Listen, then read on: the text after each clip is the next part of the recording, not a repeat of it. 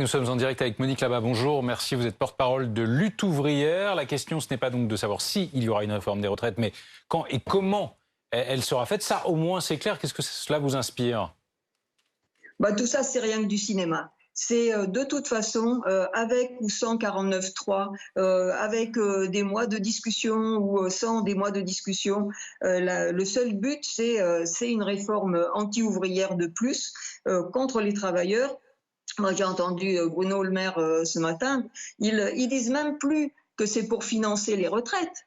Ils disent que c'est pour financer la protection sociale en parlant des hôpitaux, de l'école, enfin de tous des services publics qui en réalité devraient être pris sur le budget de l'État. Et c'est pas aux travailleurs de travailler plus longtemps pour financer ça, quel que soit le mode choisi pour mettre en place cette réforme contre les travailleurs. Alors, quelle solution pour s'y opposer? Une mobilisation massive dans la rue? Oui, bien sûr. J'entends, hein, il y en a qui la craignent, cette explosion sociale. Eh ben, moi, je l'espère. J'espère qu'elle aura lieu et le plus tôt sera le mieux. Alors là, il y a déjà le 29, là, il y a une journée où les travailleurs sont appelés à manifester, à faire grève. J'espère qu'on sera le plus nombreux possible dans la rue parce qu'il faut dire qu'on n'est pas d'accord, qu'on ne paiera pas ça, il y en a marre de se faire les poches par ces gens et pour servir une fois de plus les intérêts des plus riches à chaque fois.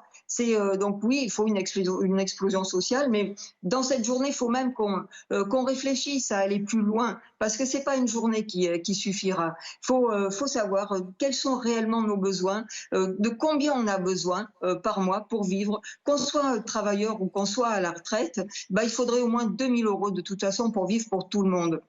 Et là, tout le monde en entend. Les travailleurs ne s'en sortent plus avec l'inflation qui galope. Macron a eu le culot de dire que c'était la fin de l'abondance. En plus, même ça, c'est faux. L'abondance, elle n'existait que pour les riches et elle va continuer pour eux. Elle continue. On voit les profits qui explosent. On voit, et même grâce à l'inflation, ils continuent à se faire des profits. On voit les milliards qui sont... Heureusement tout de même qu'il y a le bouclier tarifaire. Pardon? Heureusement tout de même qu'il y a le bouclier tarifaire. Oui, mais le bouclier tarifaire, là, ils annoncent qu'il va diminuer.